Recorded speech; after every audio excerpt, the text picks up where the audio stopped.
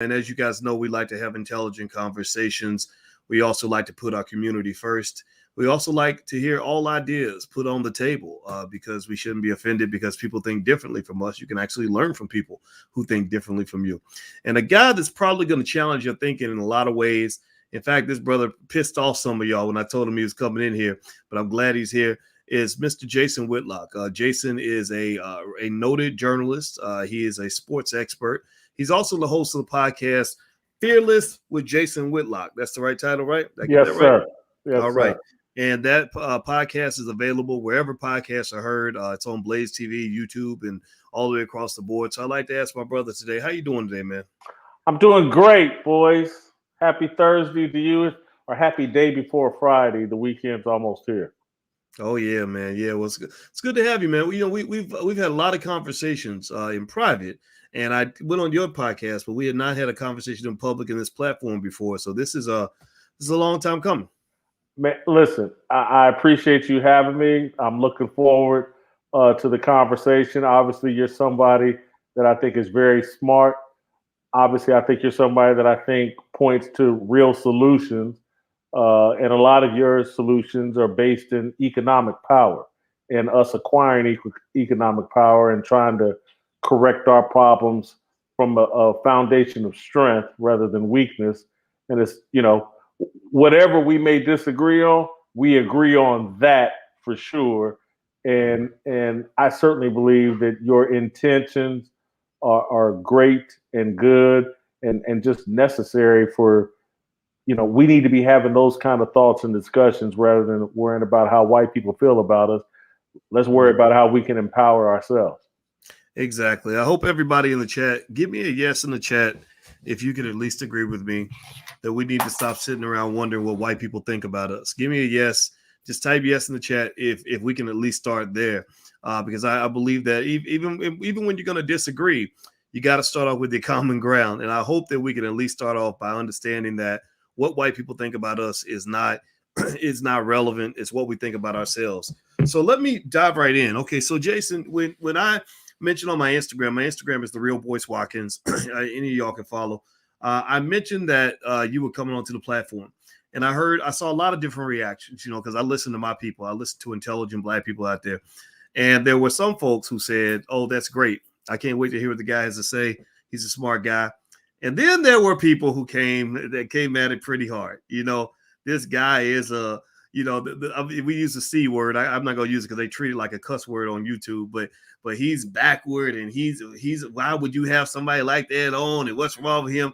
And I just made a simple point that even when we disagreed, I gained respect for you because I respect anybody who says what's on their mind, even if I disagree. I think at the very worst, people would maybe see you as the uncle at the barbecue, who loves the family, who loves Black people, but he's got some opinions that don't necessarily make sense all the time to everybody at the table. Can you kind of talk about that? Just what that feeling is like dealing with the Black community where you get so many different reactions to your commentary? It's funny because there is the online reaction, which I think is different than the reaction that I get in reality and in my real life. Just last weekend, I went home because my university, Ball State University, had their annual football and golf outing. And all of my best friends are guys that I played football with at Ball State. We developed a brotherhood and a bond that has lasted more than 30 years. It's all Black dudes.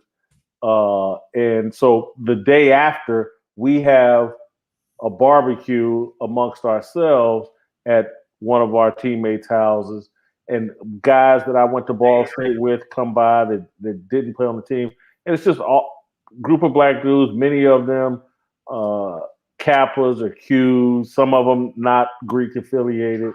But the conversation and engagement I have with them and my family is a lot different than what I get over social media from people who don't know me. And really, to me, are saying things that I'm not even sure if they really believe. I think they're saying things that they think will be met with positive energy over social media or whatever. But I don't think anybody can honestly analyze, and this is particularly from afar. People from afar can't look at my career and say, "Oh man, that dude sold black people out." I don't think you can do that. I don't think you can look at somebody that founded the Undefeated, that was basically a platform for black people, uh, ate a lot of bullets. Again, if you like understand what happened at ESPN, how they canceled Grantland, Bill Simmons's website, because, and a lot of it because the way he ran it, the culture and environment that he established, they canceled that, but kept the Undefeated even after my departure, went on through with it. And it's because of the foundation was laid and the way that I handled it. If I wanted to sabotage the Undefeated, I could have fought tooth and nail with ESPN, engaged in a lawsuit, and won because of the some of the things that happened to me there. But that's not what I wanted to do. I wanted the Undefeated to exist and continue on. It was much bigger than me. And so if you look at that, and then me going to Fox Sports and and building a talk show, which was at the time and still is, even after my departure, the blackest sports talk show on mainstream TV. Me, Marcellus Wiley, LeVar Arrington, TJ Houshmandzadeh, Uncle Jimmy, Darnell Smith. We created a show that was, in my view, black excellence. No one else was doing that. The formula for everybody else in sports talk television was, oh, let's put a black guy and a white guy and have them debate each other, blah, blah, blah. It's like we as black people could never have our own discussion. Facts are facts. I created that. And so anybody that looks at the facts and what I've done and am doing right now, my actions kind of speak. Do people agree? I can't even say they even disagree, but do people pretend to disagree with the statements I make or think, oh man, he shouldn't say that publicly. That's something that should be said privately. I just don't believe in that. I don't believe that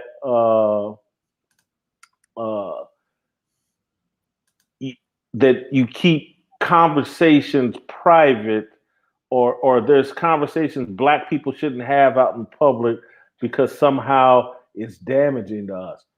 I think that's how you get into a situation of denial of your problems when you're afraid to speak about them publicly. And just quite frankly, boys, black people, there's absolutely nothing wrong with black people. Nothing. There is a problem with the culture we have embraced and the culture that we have allowed to define us and the culture that we've allowed to influence us.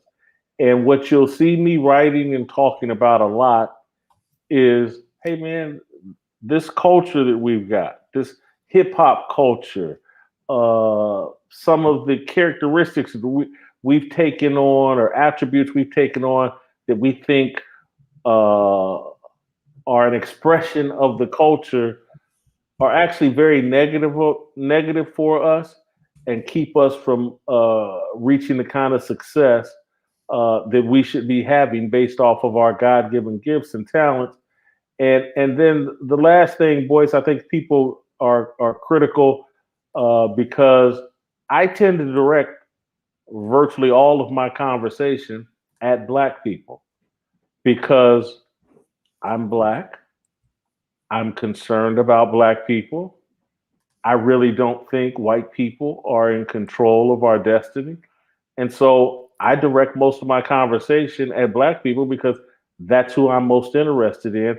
And so it would be the equivalent of, if you're a parent, do you spend most of your time talking about your neighbors or do you talk about the people in your family? And do you say, oh my God, let me go over here and correct the neighbor's kids so my kids will act better? Or do you talk about my kids and damn what the neighbor's kids are doing, my kids is going to be all right. So I think that there's a lot of money to be made in going on TV and talking about white people and arguing that the destiny of black people is in control of white people. There's a lot of people making a lot of money doing that. I just don't have an interest in that.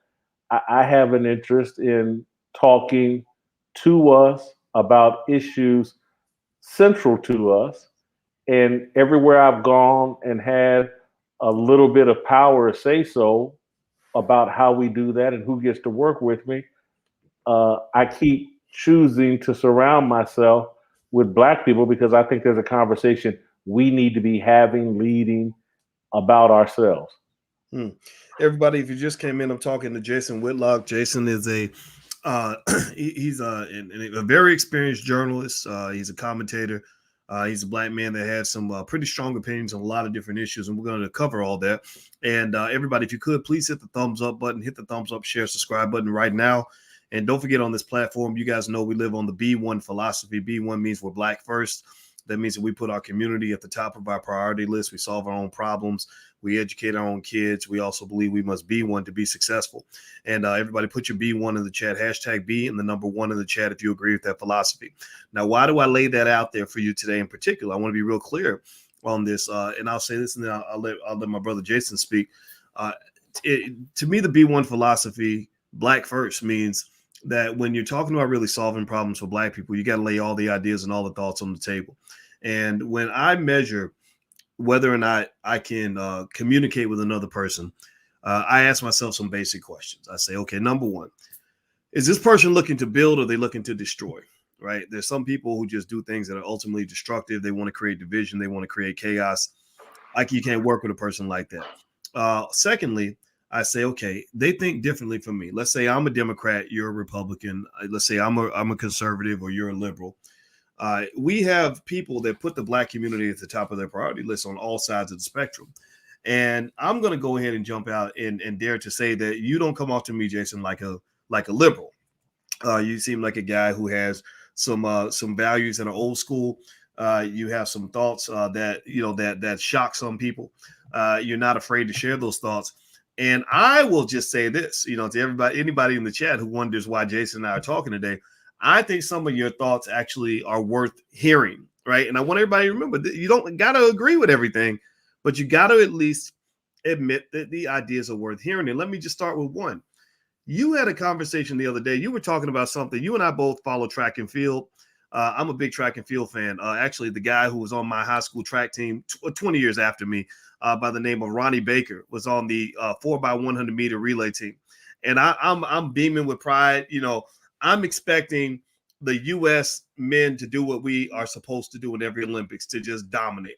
I'm expecting us to dominate in basketball. Then I see 2 losses in basketball. I'm like, what the hell's going on? Then I'm expecting us to dominate in track and field. I think we got a silver medal in track and field. Trayvon Bromell doesn't make the final. Ronnie Baker gets smoked. No disrespect to him, though. I can't run that fast, but that's what it was. The 200 meters, same thing. But I don't know if I can't remember if a brother from the United States medaled in the 200. I can't remember. No, Noah Lyles did. Noah Lyles. Shout out to Noah Lyles. But we didn't win the gold in that. 400 meters. We didn't win the gold in the 400 meters. Then I saw the relay. The goddamn relay. So the United States men, for the first time ever, literally didn't lose. They did not make the final, not because they dropped the baton. They missed the final because they got outran by everybody else. I couldn't believe it.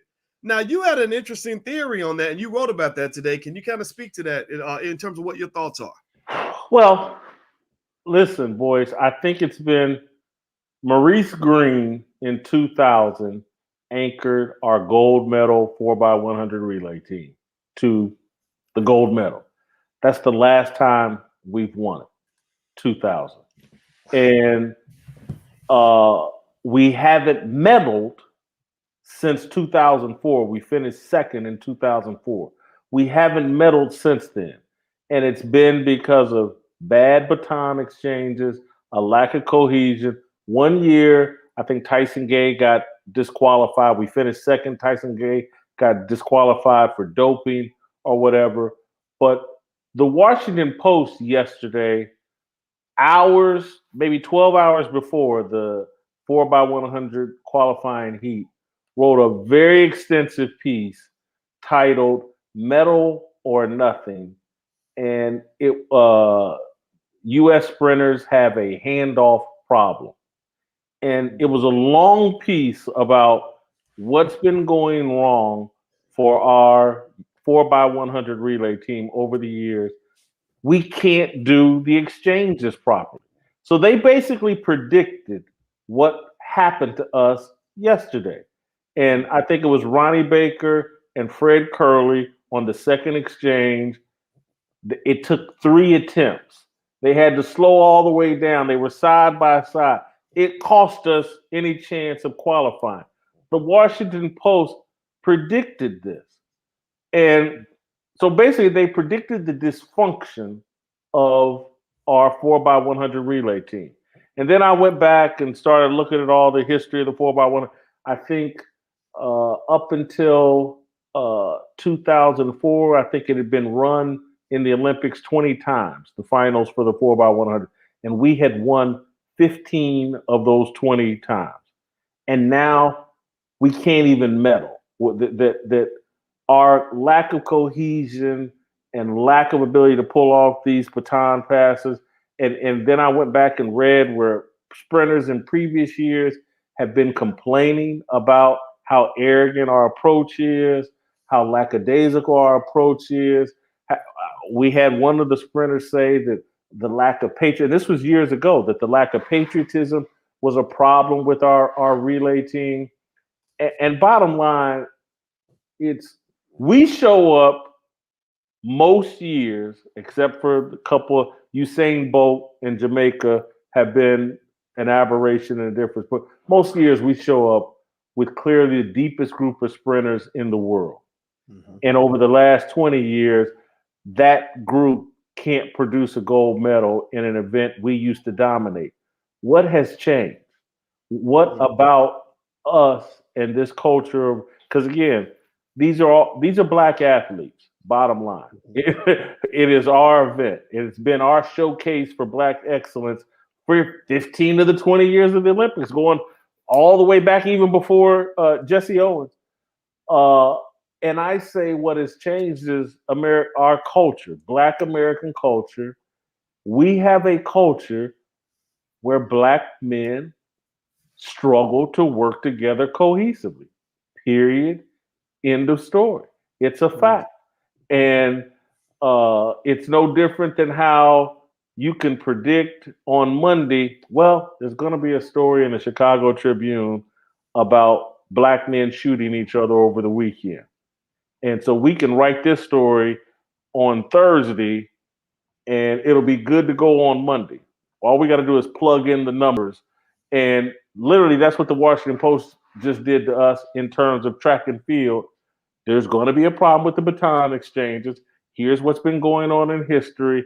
And boom, it happened. Our dysfunction is becoming predictable and expected. And we have to acknowledge, there's not a damn thing wrong with Black people, but what culture are we producing where there's this lack of accountability, this belief that white people are really in control of our destiny? And does this culture have something to do with the way we are treating each other? If we don't see ourselves as valuable and in control of our own destiny, how can we ever live up to our highest expectations? There's nobody that will deny when it comes to sprinting, we have the most talent. We certainly have more than China, who dusted us in this qualifying heat. They won the qualifying heat. There's maybe one guy on China's team that could even potentially be on our relay team. But they can work together and pass the baton in a cohesive enough. They smoked us. That's embarrassing. It's a statement about us and what's going on with us as Black, that we can't even work together for 38 seconds to get around a track and take home the gold medal or silver medal or even bronze medal. It's a symptom of a larger problem that we need to be discussing in terms of, hey, man, instead of having meetings with white people and how, let's go talk to white people about how they can treat us better. Why don't we have a discussion among black men about, hey man, how can we work together better? Everybody, I'm speaking with Jason Whitlock, and his podcast, by the way, is called Fearless with Jason Whitlock. It's on Blaze TV, and it's on any platform that has podcasts. So make sure you go check that out. Everybody, please hit the thumbs up button, share, subscribe button, and let's dig deeper into this. I want to ask, you're talking about the culture, and I agree. When it comes to the Olympics, I see similar cultures across the relay teams and the basketball team. Now we know Team USA is in the gold medal game, so we hope that they win. But I never really thought. I mean, if you go back to the days when Jordan and Bird and all those guys just dominated, you never thought you'd get to the point where you don't even know if they're going to win the game or not. When you're on the edge of your seat, because they clearly haven't hit the same mark they used to hit. And it almost seems to me, and actually I want to ask this before we move to the next topic I want to ask you about, is it seems to me that that word culture is relevant because there's something about it where I sense a type of arrogance, complacency, maybe even a little bit of narcissism that can undermine the ability of men to come together and work together to achieve a common goal. Because I know I see it. I see it all the time. I've seen you and I had many conversations when when that thing was going on with Kwame Brown. People think I'm afraid to say his name. I'm not scared to say the dude's name. I just don't think it's relevant anymore in my world because I thought there was something we could build on, and it just seemed like it's like, oh, there's another black man. I'm going to beef with him, and beefing with you is the only way for me to show that I'm the man, Unga Bunga. And there's a maturity in my view that comes into play when you say, how about instead of either me being the man or you being the man, how about we both be the men? Right. And actually, I want you to answer that question. And you can talk about anything you want. But speaking of the culture, I want to show you an image that I pulled up. And I want everybody to take a look at this image. Now, give me a yes or no in the chat if you're familiar with what's going on with the rapper DaBaby.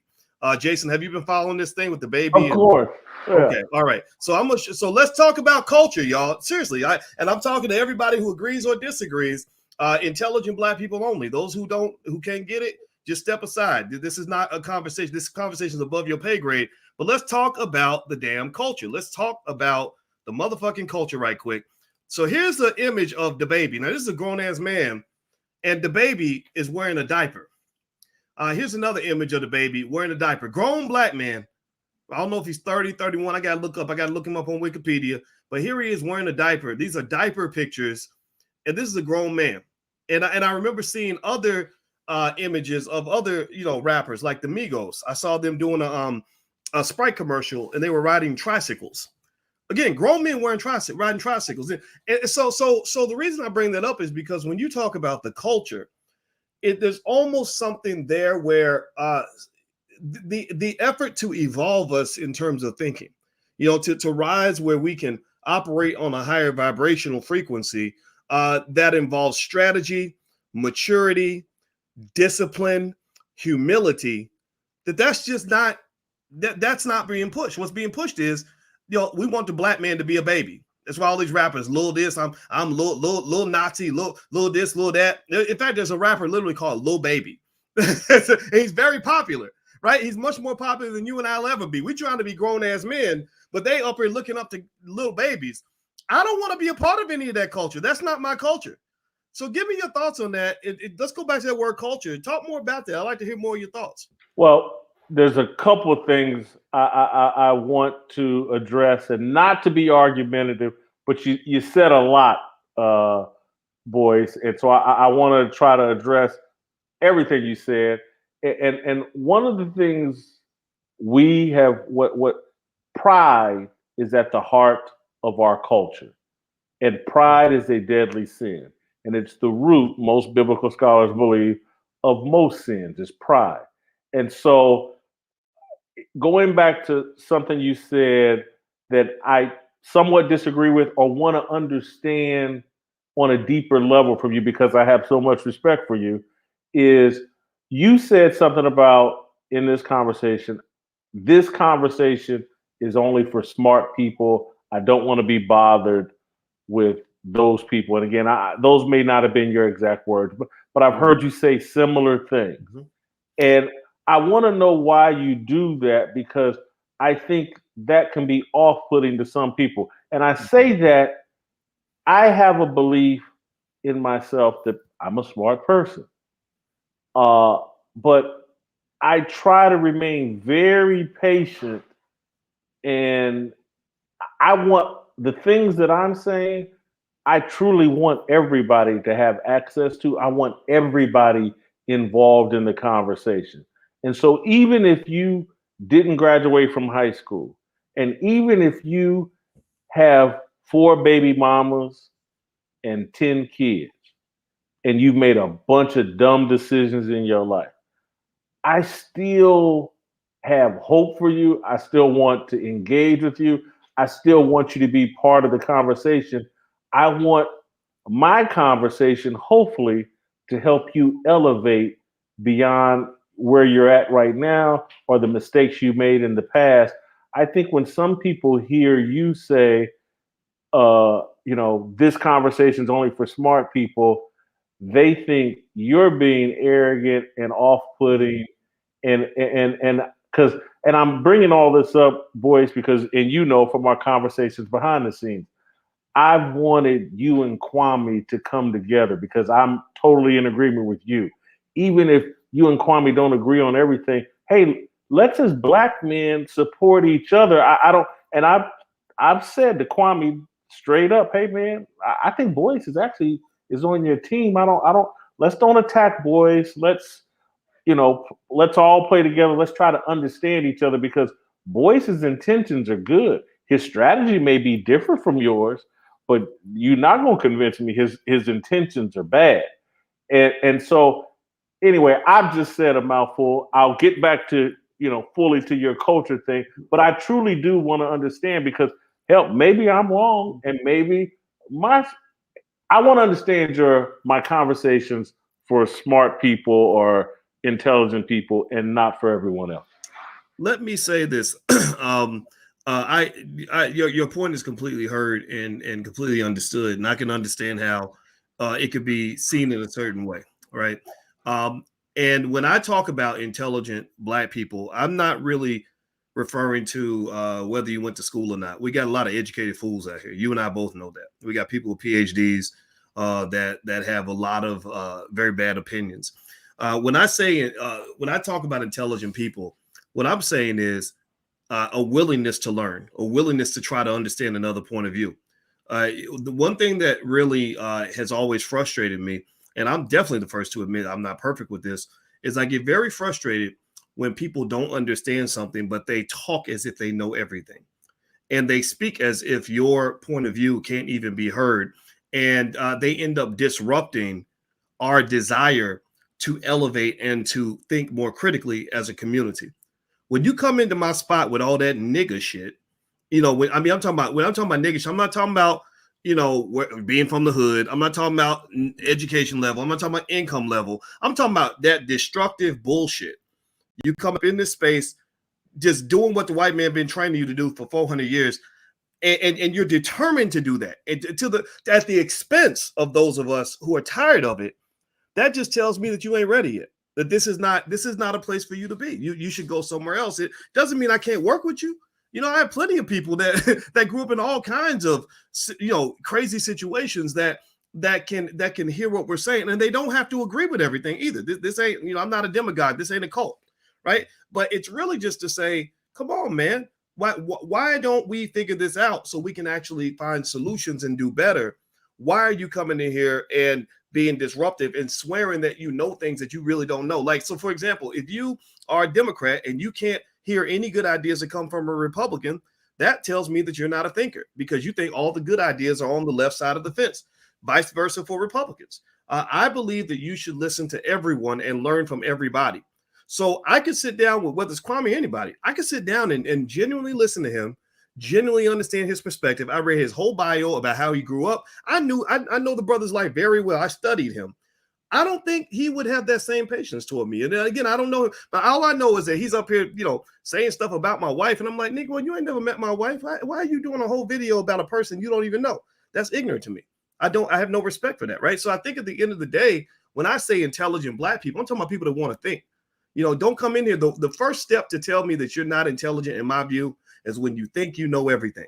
I'm a professor. I have a PhD, and I know I sure as hell don't know anything, because the first thing I learned when I got educated was how little I actually know.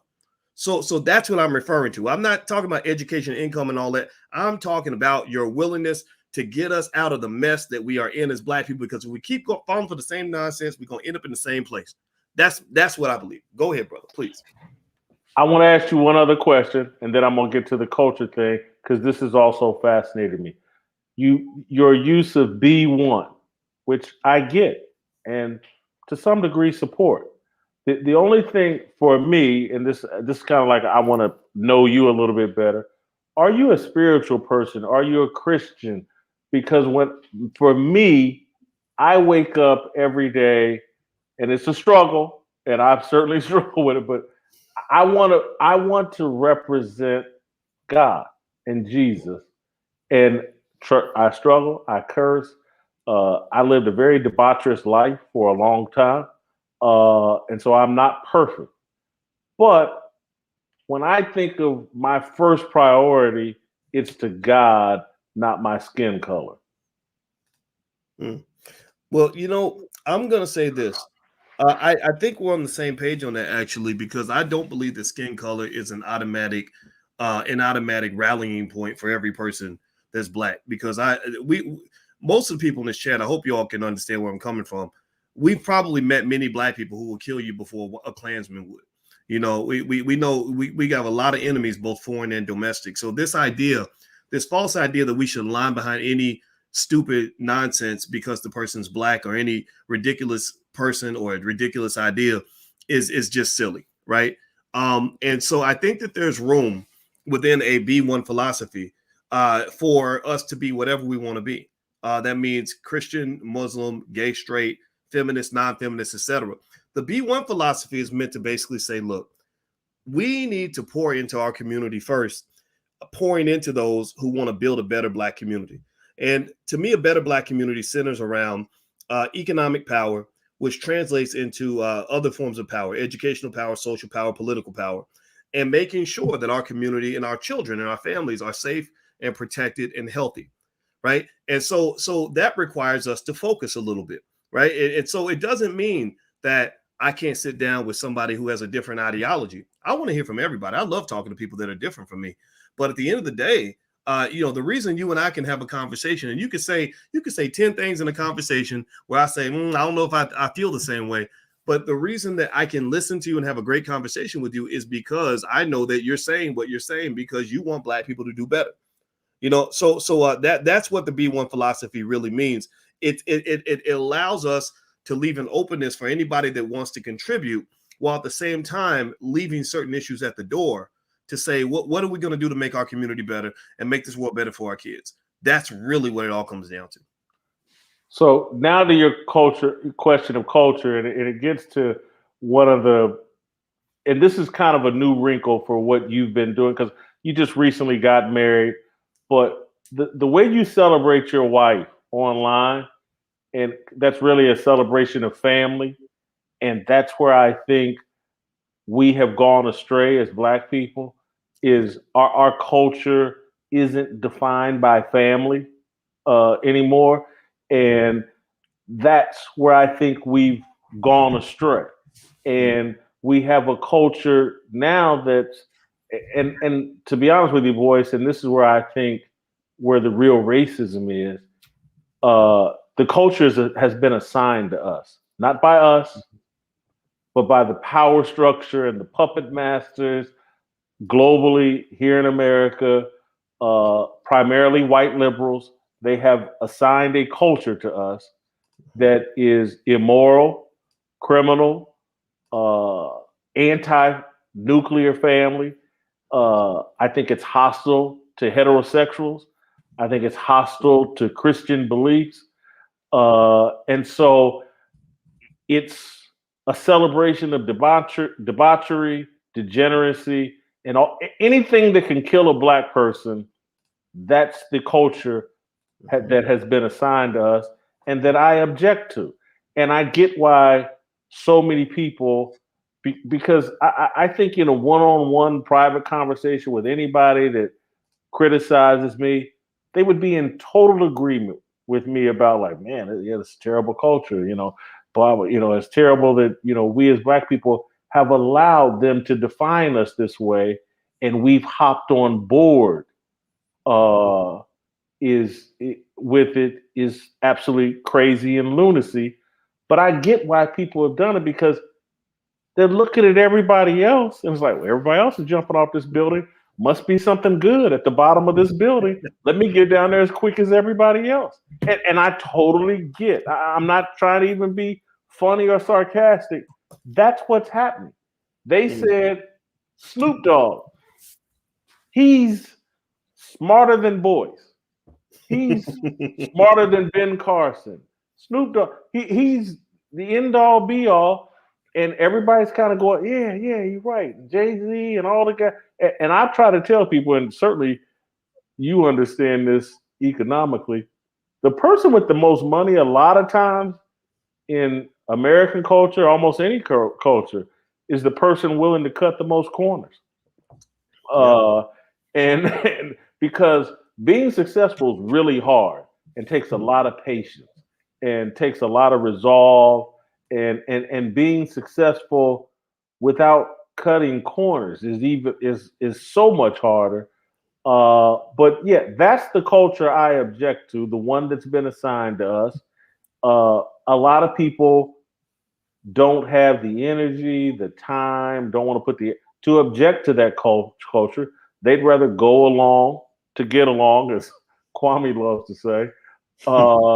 And there's a lot of truth to that it's just easier. And look, I'll say this. If I were married with kids, I might go along to get along, because it takes a lot of energy that a lot of people just don't have. When you're sitting around worried about how am I going to get my kids through college, how am I going to get my wife the car she wants, or how are we going to get the kids the things they need, you ain't got time to be fighting with people about an obscene culture that is killing you. Just trying to survive on a day-to-day. And so you don't even have time to, well, this is what everybody's doing. Everybody thinks we should say the N-word in every song. It's just, everybody just needs to adjust. That's the new reality. My life isn't structured that way. I'm not built that way. And so it puts me at odds with people. Everybody, I'm speaking with Jason Whitlock, and he is the host of the podcast Fearless with Jason Whitlock. If you're interested in his ideas, you should definitely follow the podcast. It's a very good one. He takes on any topic. And when I say any topic, I mean any topic. And everybody, if you could, do me a favor, hit the thumbs up button, hit the share button, hit the subscribe button. We are growing Black media here as well, and we're seeking to reach as many people as possible. And our goal is not to get you to agree with us. Our goal is to get you to think. And remember, I want everybody to understand that. Do not just buy into an idea just because I said it or anybody else said it. I want you to practice being a critical thinker. I believe you can do that. Now, let me ask you a question, man. I want to ask you a couple of things. You've had a kind of an ongoing you said some things about Stephen A. Smith that really surprised me. And I saw publicly where you were talking, you were mentioning that Stephen A. It almost sounded like you were saying that he wasn't really a legitimate journalist. Can I ask you about that? I thought you two were cool. What's going on with that? Well, Stephen A. and I have a long history, and we're virtually the same age.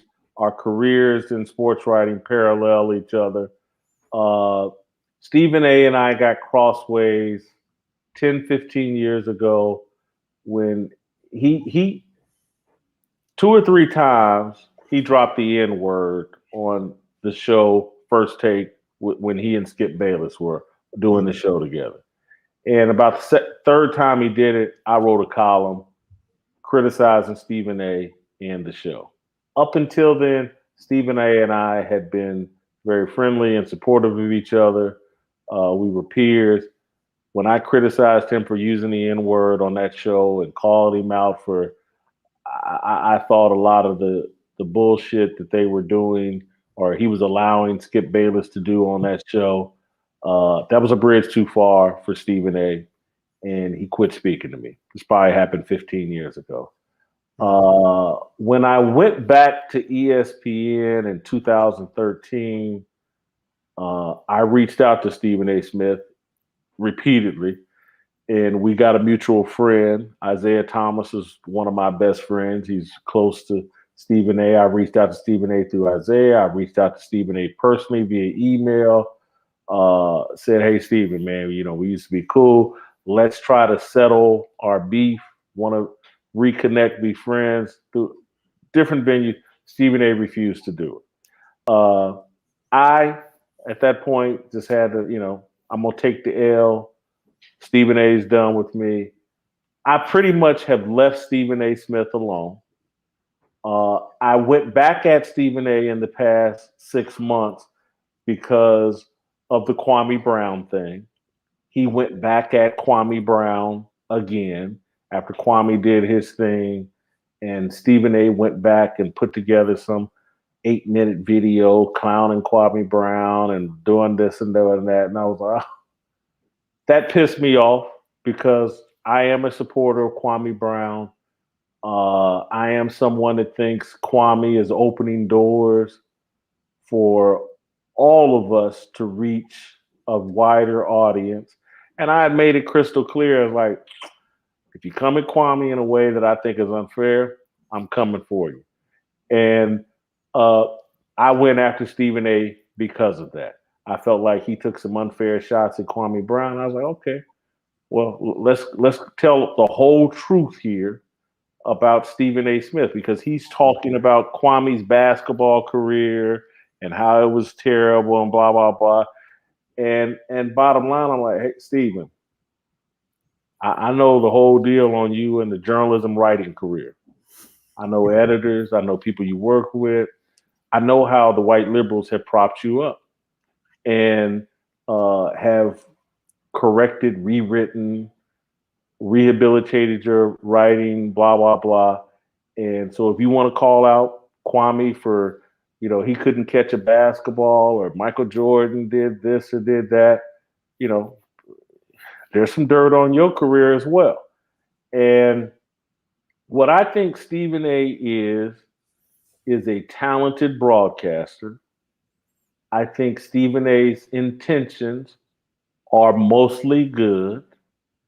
I have respect for Stephen A. Smith and how hard he works, how seriously he takes his job. Overall, I like Stephen A. Smith.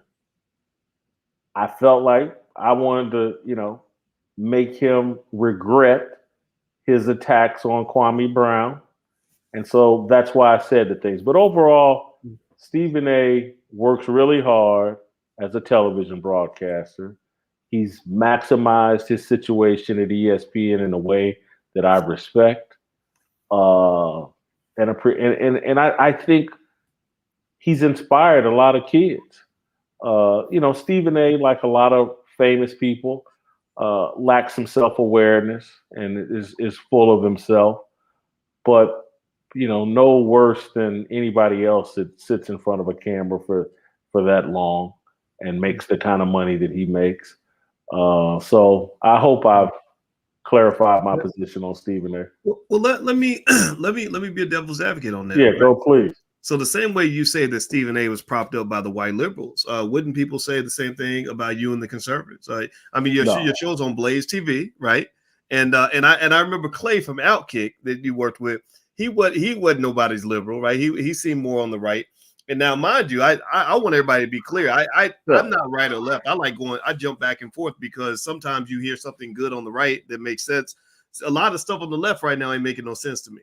Right. So I actually enjoyed the commentary. I don't get offended by it, but I could see someone making that same critique. And also when we talk about his attacks on Kwame, and Kwame, it seems like Kwame agrees that he was a bust because his whole channel is called Bust Life. I mean, I guess he's celebrating he's a fucking bust. I don't know. I think the brother's traumatized. I really do. I think that he went through things he shouldn't have had to go through. And I think as a result, he's just kind of lashing out at the world. But I've seen people also be upset with your consistent attacks. Or no, I'm calling it attacks because I don't want to sound like a negative thing, but you don't seem to like LeBron James, right? So wouldn't that kind of be the pot calling the kettle black a little bit? What do you think about that?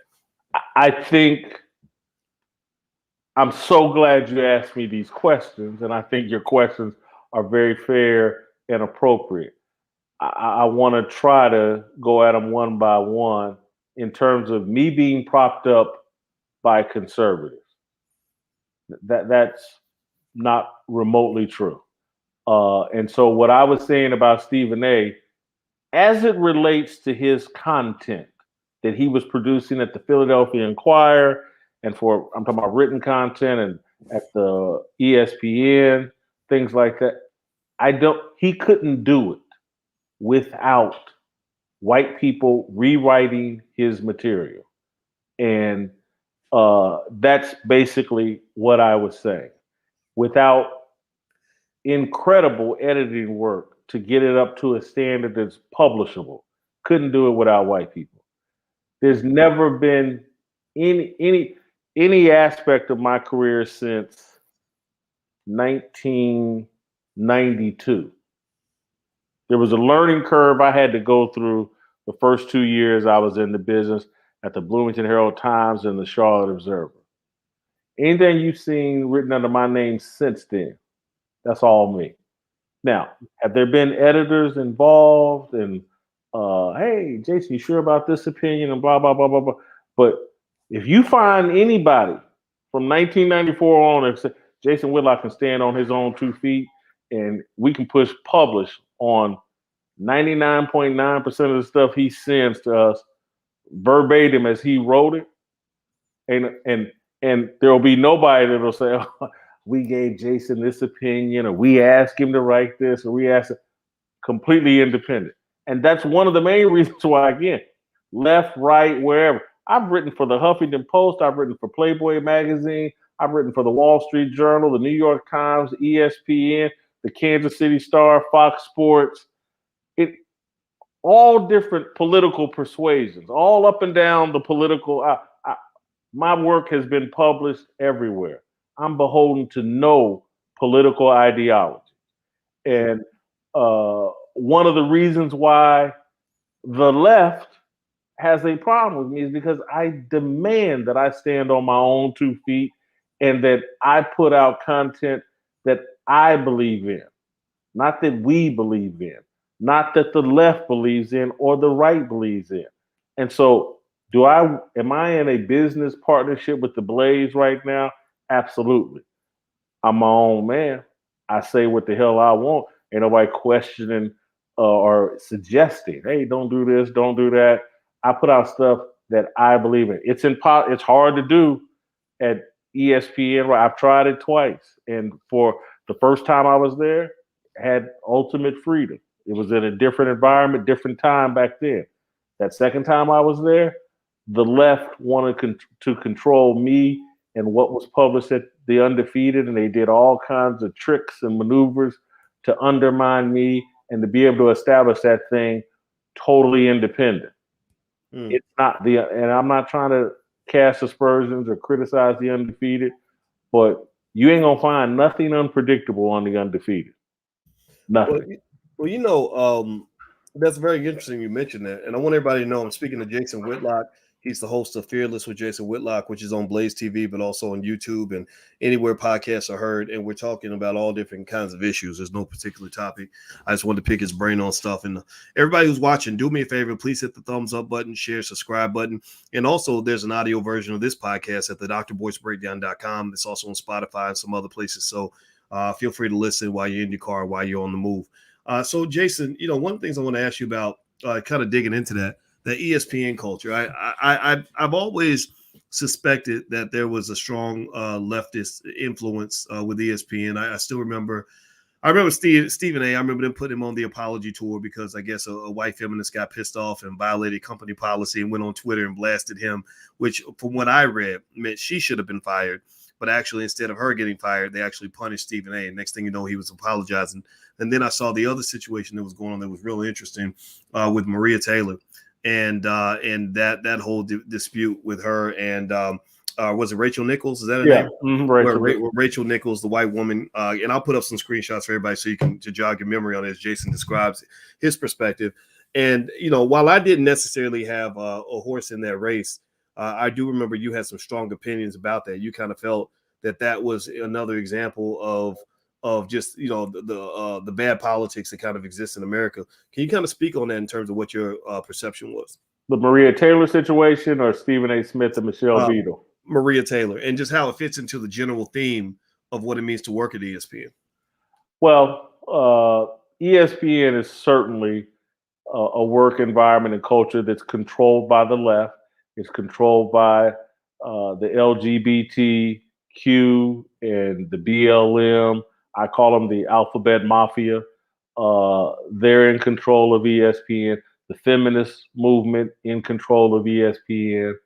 And so, as it relates to Stephen A. and Michelle Beadle, that was the white woman that, you're right, called out Stephen A. publicly, and she used the feminist movement within ESPN to get Stephen A. in trouble.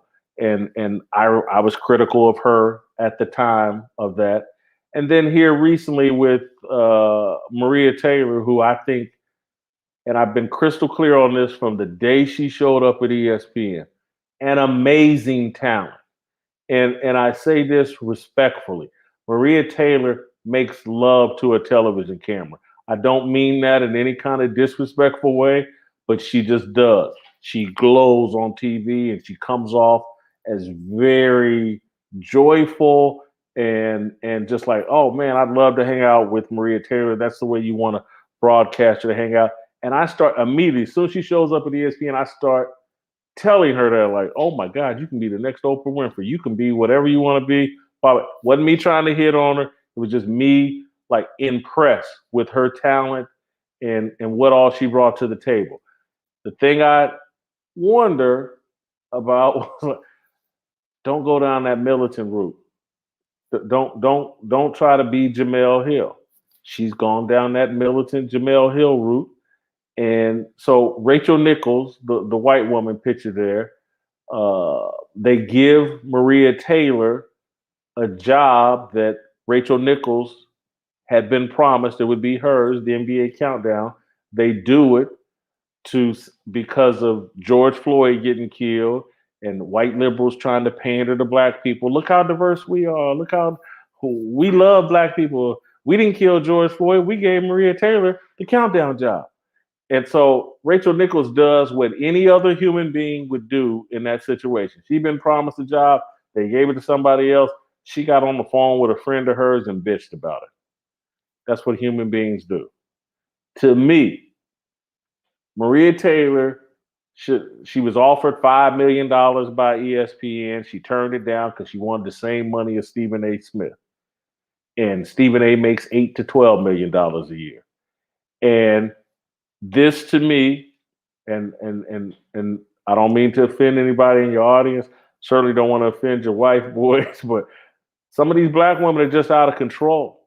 And they look at a Stephen A. Smith who's been there for 2 decades, busting his ass, is on a bunch of different TV shows, and is a real brand with a real following. And here comes Maria Taylor said, I should get what Stephen A. Smith should get. Well, you ain't doing what Stephen A. Smith is doing. You don't have the following that Stephen A. Smith. So, and she realizes all that. So she plays the race card in a leverage move on Rachel Nichols, basically stomps on Rachel Nichols' head, trying to get her money. And it's unfair. It's unnecessary because here this woman is 34 years old and they trying to pay her $5 million a year. When Stephen A. Smith was 34 years old, ESPN wasn't paying him $5 million. If he was there, they were probably paying him $200,000. And so when he was 34, and so here they are trying to pay this one, and she ain't satisfied. She got to cut all the way ahead of the line, and she got to be right there with Stephen A. Smith, just out of pocket, out of control. So that's just what it was. And she's done let her anger and militancy and just trying to play the race card on Rachel Nichols and ESPN basically has talked herself up out of a dream job, talked herself up out of a cocoon that has supported her unbelievably. ESPN had fast tracked her entire career. She's over at NBC.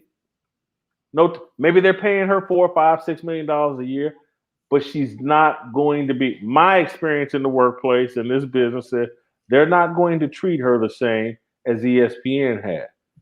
She will regret this decision, in my opinion. She's left a very supportive cocoon where maybe 5 years from now, 7 years from now, maybe she could have made Stephen A. Smith's money at ESPN talking sport. This is a former basketball and volleyball player at the Division I level. This was a dream job. She was great with college football, very supported on the NBA show. Now she's over at NBC. They have no connection to basketball. None. They don't. Their connection to college football is Notre Dame. And so she got the money, but I don't think she's going to get the exposure, the support. I don't think her runway is going to be as clear as it was over at ESPN. She's made a mistake. She's mishandled her situation. And, on this one here, I'm like Kevin Samuels scolding, you want a high value contract? You got to bring it better than that, Maria. But let me say this. It's okay. So this is an area where we see things a little differently, I think. I believe in free markets. I believe in free will, right? And now to your point, it sounds to me like what you're saying is that she's making a bad career move. That you're gonna get the money, but you're not gonna be in a place that's gonna support you the way ESPN would have, and so your career will pay a price. And I don't doubt that at all. We don't know the specifics of her contract. But one of the things that, I would say is, hey, if you have power, and we know that, whether we like it or not, we know feminism has power. We know that the woke culture has a certain element of power to it. I don't knock her for leveraging that power. I see people leveraging their power in any old kind of way whenever they want. Men, sometimes we have power, we leverage in a certain way. And so I'm going to go ahead and say that while I certainly hear all the points you're making, because ESPN far better than I do, and your world better than me. You're a journalist. I'm a guy who just runs his mouth, right? But I think that it's a matter of kind of saying, what does Maria Taylor want? Maybe she wants something completely different from what either one of us understand. Maybe she's trying to parlay this into an acting career or some other opportunity at ESPN. And I'm assuming if she negotiated intelligently, she would give herself financial security, and then also give herself opportunities to take advantage of what NBC has to offer, right? Because you're right. In when it comes to basketball, ESPN is superior to NBC, but there are a lot of areas where NBC is superior to ESPN. So I'd be curious to know that, right? Like, so I think that to your point, I'd like to know what made you make that choice, because on the surface it doesn't make sense. And then also another point that you make that I think is interesting too is when you get into the wokeness, this whole politicization of basketball and everything else, I don't really like it. I didn't really like. I remember I had a conversation with some guys I know that are kind of in that space, and I said, why all these NBA players running around with these Black Lives Matter shirts on? Do they understand what Black Lives Matter is all about? You do understand that they are anti-family, anti-Black family, and after the crack epidemic, we've been spending 30 years trying to get our families back.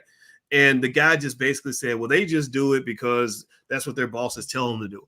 And I said, wait a minute. So wait a minute. So you're telling me that these grown-ass men that are making $30 million a year are still bowing to a boss, like they work at the post office or some shit. I said, that's your problem right there. This movement is not coming out of the Black community.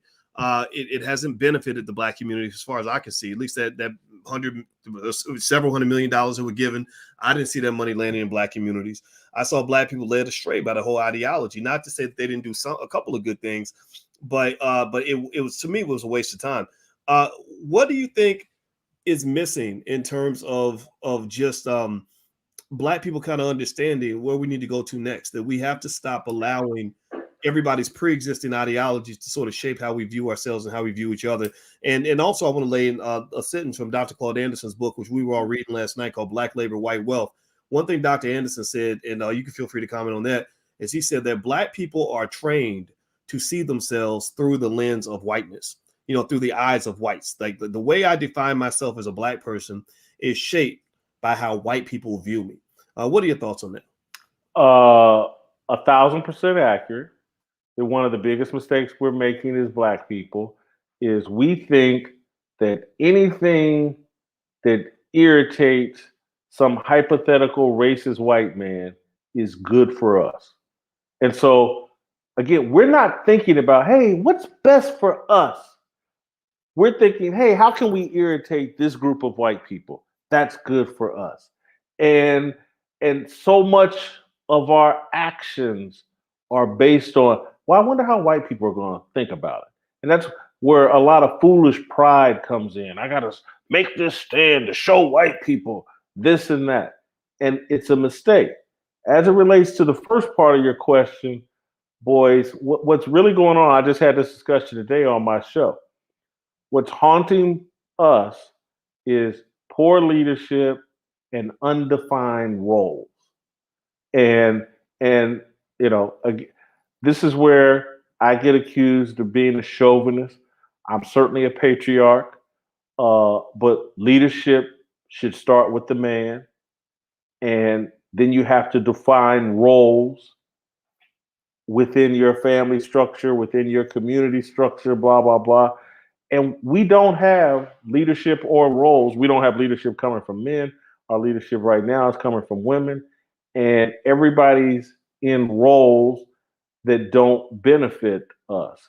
And so as long as the Black man is weak, and as long as the Black man is looking for the Black woman to lead him and us out of the chaos and dysfunction we find ourselves in, we're going to fail. That's not a shot at women. But again, from my biblical understanding of the world, and just go look at other societies, other than the movie Black Panther and the TV show Game of Thrones, where they have all these fantasy worlds where women are the dynamic leaders of these cultures and societies. They can't show it to me in real life. And so, again, if you go look at the Black Panther movie, I explained this to somebody last week. It's like, hey man, the Black Panther movie was basically T'Challa being told what to do by a gang of Black women. Go watch the movie. Every time this boy's turning around, this man's turning around, some Black woman's telling him what to do. And the Black women are his super warriors, superheroes, all of this stuff. Then you go watch Game of Thrones. If you white and you watch Game of Thrones, they got the little blonde white woman, Khaleesi or whatever. She's going to save the world. TVs and movie theaters can make you believe a lot of shit that just doesn't have any connection to reality. That's not me taking a dump on women, but the facts are these great societies have been built by men, and by a lot of the really courageous and or stupid stuff men have been willing to do.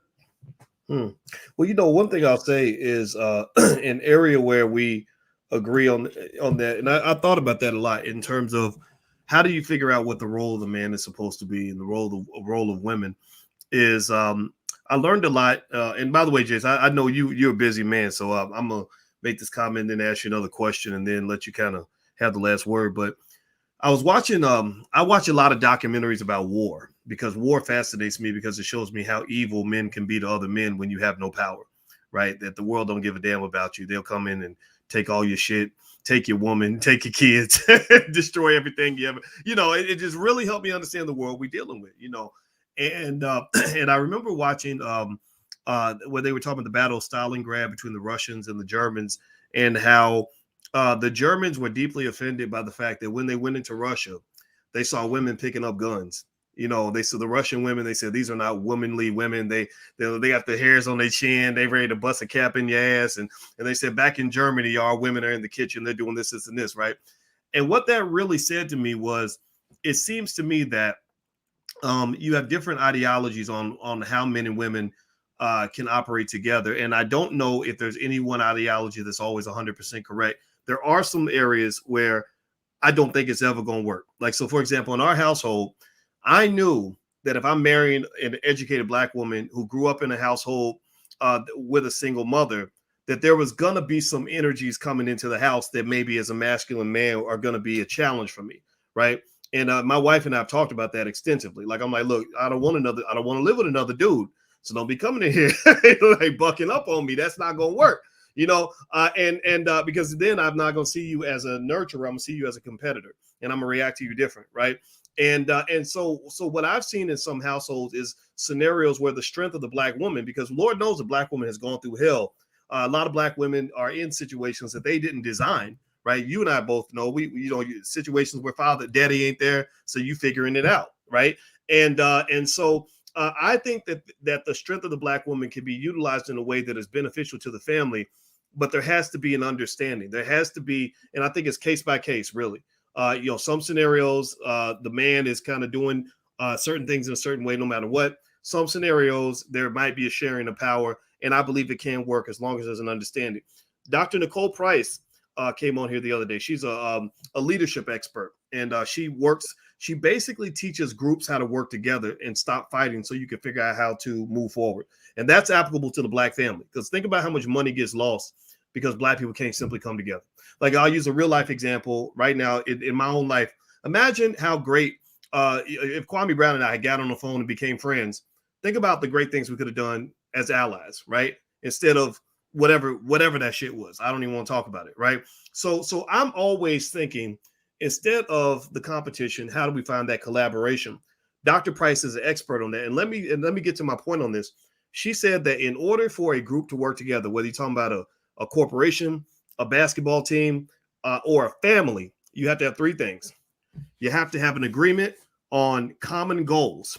Like, what is the goal? What are we trying to do here?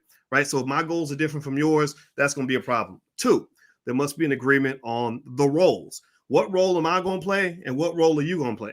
Right? So if I get in the car with my woman and I think the man's always supposed to drive, and she says, well, I can drive too, it's okay to work it out either way, as long as we know what's going to happen. Because if we both put our hands on the steering wheel, the car's going to crash. Right? And then the third thing she said you must agree on, I want everybody to pay attention. Now, take notes on this. You could probably apply this to your own family, is the process. Like, how are we going to get there? How are we going to achieve the goal? So we both know that we're going to get in the car. We're going to the grocery store, right? Because if I think we're going to the grocery store and you think we're going to the club, that's going to be a problem, right? 2, we understand who's going to be driving. You're going to drive, not me. Okay, cool. Then what route are we going to take? Okay, we're going to go down 1st Street and turn on 2nd Street, whatever, right? And so that made me think about a lot of what you're saying in terms of figuring out what the roles are going to be. I think that there's room to expand our thinking on what the roles are supposed to be. But I also agree to your point that right now, I think the bigger problem is not so much that the roles have changed. It's just that everybody's confused. The men don't know what to do. It's like, well, wait a minute. 1 minute you're telling me that I'm offending you. The next minute you say I'm not protecting you. And wait a minute, because you mean I asked you on 3 dates, and now you calling me, you saying I'm damn near like a rapist? With that craziness in the Me Too movement, that's confusing as hell for people. So I think that people just have to understand what page are we on. What do you think? I agree that there needs to be an understanding of goals, roles, and process.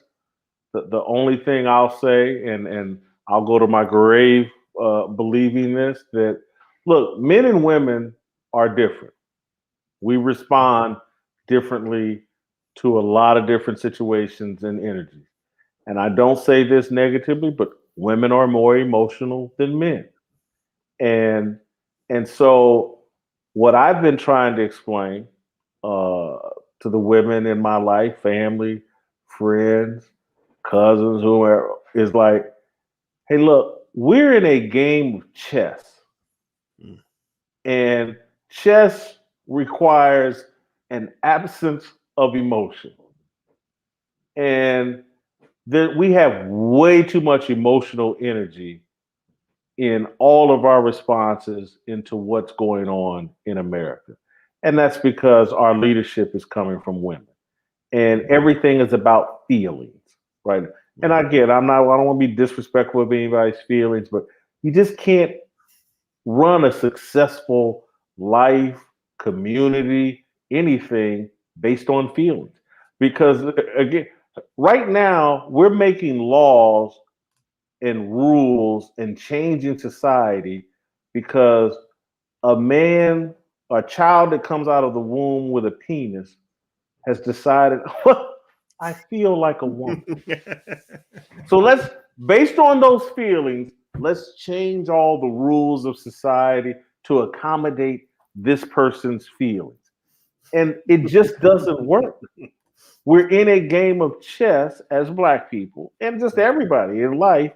We have to tamp down the emotions and tap into logic and just a cold logic. And so, circling back to where this whole conversation began, Dr. Boyce, is I get that my approach frustrates, confuses, annoys a lot of people, and I think it's primarily because I've removed all emotion and feelings from the things that I suggest. I'm just about the bottom line facts. And so you want to make white people mad, or you want to express something to white people and blah, blah. I really don't. I just want to move forward. I just want to be more successful so I can do more for my family and the people that I care about, and that I can create. Because this is my father. I say it because I'm a lot like my father, but I'm not. My father was racist. Bottom line, he had a lot of stuff happen to him growing up. He just didn't like white people. His solution was, oh, I'm gonna go into business for myself. I'm gonna build it in the Black community, and my friends are gonna be Black. My customers are gonna be Black. I'm gonna build a house in this neighborhood where my business is, and I'm gonna create my own little Black world. And I can remember long years ago, I think it used to be called Boyce's Black World or whatever. I was like, oh, that's Black how, world. yeah, that's how my father thought, just like Boyce. He gonna build him a little Black world, and he was happy. He wouldn't play golf with his friends. He chased, again, my father was a player. That was actually a bad thing, but he didn't have no problem chasing women, Black women, blah, blah, blah. He built a world that made him happy right here in America. He wasn't running around just bitter. Trust me, he didn't like white, but he never disrespected any white people. He just didn't like them, and he built his own little world, his own little happiness. He was Booker T. Washington. He cast down his bucket, made his life, and that was that. Is your father still alive? No, he passed at 76. What was your father's name? Jimmy Whitlock. James Whitlock. Everybody called him Jimmy. Everybody type Jimmy in the chat. Everybody put the word Jimmy in the chat so we can bring Jimmy in the building so he can hear his son. Because you speaking facts, man. I like Daddy Jimmy. I like that approach. I will say I don't dislike white people. I just don't want anybody telling me what to do. And so I dislike. There's some Black people I dislike as much as evil white people. People that are oppressive never have any space in this house. And in my space, this is my territory.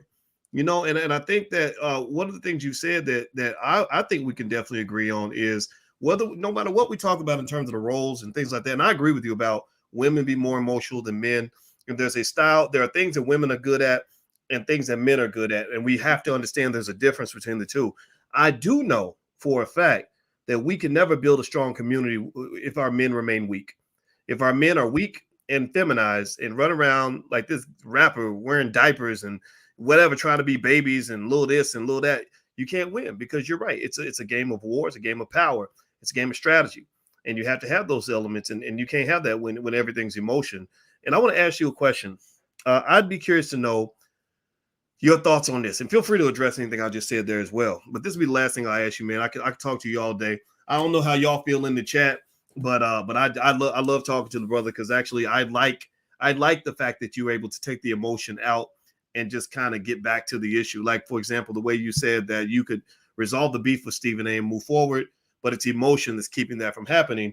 And there's always a loss when that occurs. When two Black men never figure out how to sit down and resolve their differences and get on the same page, there's always a loss. Because I'm sure there's great things you and Stephen A could have done together, just like there's great things me and Kwame could have done together, or me and Roland Martin. Roland Martin's hated me since 2011. It's like, come on, man, stop, get out your damn feelings, take your panties off and grow up, man. Like seriously, that was 2011. Let's figure out how we can find common ground. With that said, I want to ask you about this. Simone Biles and Naomi Osaka. There was some controversy around that, where both of them, it seemed, just kind of decided that they just don't want to do it anymore. They just walked, Naomi walked away from a big tennis tournament and did do so great in the Olympics. Simone kind of had her issues in Tokyo. There were mixed opinions on that, and I'd be curious to know what your thoughts were on not just what happened, but also the public's reaction to what happened. Well, I'm mostly going to deal with Simone Biles because that's the one I know the best, and that's the one I had the strongest opinions on. Look, Simone Biles quit, and every athlete I know years ago when I was an athlete, there's a lot of stress in sports, and a lot of times your headspace isn't right, and you soldier on, and you do it for the benefit of your teammates and to yourself. Having said that, I do acknowledge there's a different level of stress on these athletes today because of social media. And I believe that Simone Biles had it made up in her mind, in 2020, this is all over for me. These corporate purse strings that I got attached to me and all this pressure, it's all going to be over in 2020. Because if you remember, the Olympics were supposed to happen in 2020. COVID happened, and now she's got to go an extra 8, 10 months, 11 months into 2021. And mentally, she just wasn't ready for that. Because, again, it's like if you ever quit a job in your mind, I just got to make it through July, and then I'm out of here. I think there's so much corporate pressure on these young athletes. There's so much social media pressure, and they live in a little athletic bubble where they're training all the time. But now we're asking them to have all these big societal opinions and have positions on things that Simone Biles spends most of her life from probably age 9 to age 24 in a gym with a bunch of little white girls from nuclear practicing tumbling and all this other stuff. But now we want her to be an authority on mental health and race and all this other stuff. And she's doing it because there's pressure from her sponsors, and this is what everybody's doing over social media. And so I just think she did not want to be at the Olympics in 2021. And I halfway don't blame her, because a lot of us have had things snatched away from us that we were planning to do in 2020 that we had to put on hold, and the timing's not right. And so I think part of her just was mentally worn out. And she's made some comment after she did the beam. She said, I did this for myself.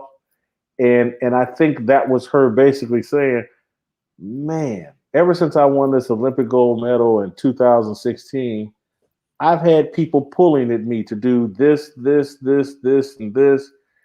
And man, I can't wait for this to be over with in July of 2020 or whatever, August of 2020. And here it is, August of 21, and I'm still dealing with it. And she cracked. That's my take.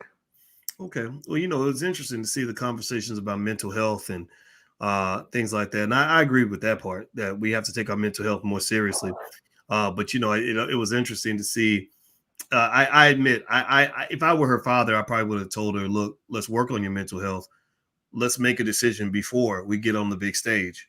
Right. And I think that was the part where I was kind of like, it's kind of, one of those things where you make a commitment and then you get out in the middle of it. Like if I say, hey, like when people invite me to come speak, and if I don't want to do it, I don't do it.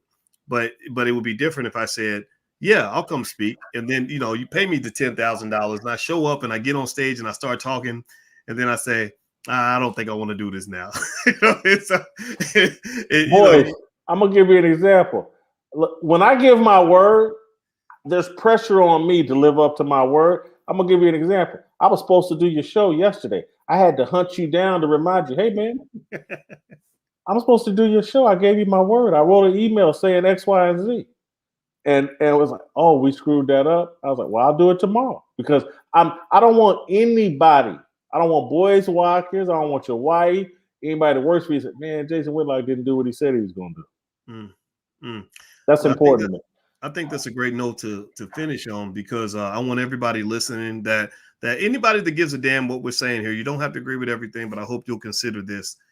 When I had a conversation with our 18-year-old on his way to college, one thing I did tell him was exactly what Jason said. As a man and really as an adult, but especially for men, one of the characteristics of a solid man is a man who does what he says he's going to do. We can't be celebrating these flimsy Negroes, these fly by nights, making babies, ain't take care of their kids, told your daughter you're gonna pick her up at 2:00 and left her on the curb, stuff like that. And that's one of the things that I've seen occur in our feminized society, because guys who are flimsy like that typically didn't have a father telling them to straighten their back up. They had a mother who coddled them. And some of y'all know some of these flimsy Negroes who you can't be dependent on for nothing. And what that does is that embarrasses me as a black man, because I want every black person, and especially the women that engage with me, to know that I'm going to be solid. If I say I'm going to do it, I'm going to do it. If I say I'm going to come through, I'm going to give it everything I got. And I encourage all the real men out here to really take that in and consider that as something we can aim for in the man code. So I want to give a special thank you to our special guest, Mr. Jason Whitlock. His podcast, everybody, is called Fearless with Jason Whitlock, and it's good. Your channel is growing. I noticed that you're getting a lot of great viewership, and I think you deserve it, man. So I want to say thank you so much for coming in. Boys, thank you for introducing me to your audience. I hope they enjoyed it. Love to come back anytime. All right, everybody. Well, please have a great day, and I hope you'll give a digital thank you to our guest, Mr. Jason Whitlock. Some of y'all may want to give him the middle finger, but if that's okay too, that's all right. This is what healthy debate and healthy dialogue looks like. This is what free thinking looks like. I know some of y'all ain't used to that. You're used to people preaching to the choir, but we're here to actually grow, and the only way you will grow is to hear ideas that are different from your own. So I encourage you to take this in, share this video with anybody who can appreciate it, and God bless you guys. Thank you all for listening. Please hit the thumbs up button on your way out, and I'll see you all very, very soon. And also don't forget that the All Black National Convention is going to happen at the end of October, and it's going to be in Orlando. We just now signed the deal with the Hotel Omni. It's a great hotel. It's going to have a lot of great stuff for your family. We're going to have a lot of stuff there. It's going to, so mark your calendar for the end of October, the last weekend of October, Friday through Monday, October 29th through November 1st. We're going to have not just breakout sessions on anything related to economics that you want to learn, whether it's real estate, crypto, stock market investing, etc. We'll also have things like speed dating, in case you are B1 and you're looking for people in the B1 community that you might want to get to know a little bit better, looking for quality men and quality women who love the community and want to be intelligent. We also have speed networking for those of you that ain't looking for a hookup romantically, but maybe you're looking for people you can do business with, people you can build with, groups you can join, things like that. In addition to that, we're going to have a lot of panels on politics and health and race and all kinds of issues that are going on in our community. We're going to have, most importantly, we're adding a masquerade ball and an award show. So we're doing it big this year. It's going to be the end of October. All ideas are going to be brought to the table. In fact, I'm going to invite Jason to come to the All Black National Convention also. And so I hope you all will come out there, because it's going to be bigger and blacker and better than before. This will be our 6th convention. No corporate sponsors. We take no money from the government. This is strictly from the community. So the people that will be on the stage at the convention will be people who will say what needs to be said. They're going to be B1. And so I will let you all know when the tickets are on sale. If you want to be notified immediately when the early bird tickets go on sale, make sure you get on the email list. The email list is allblackeconomics.com. You can get a free e-copy of my book, It Takes a Village to Raise the Bar. So you can go to allblackeconomics.com. Make sure you get on the list. I will send out an email when the early bird tickets go on sale, and you can go ahead and lock it in for your family. So I hope you guys will come out. It's going to be a lot of fun. Of course, I'll be there, and I hope you guys have a great day. So thank you all very much. I'll see you soon. Take care. Bye-bye.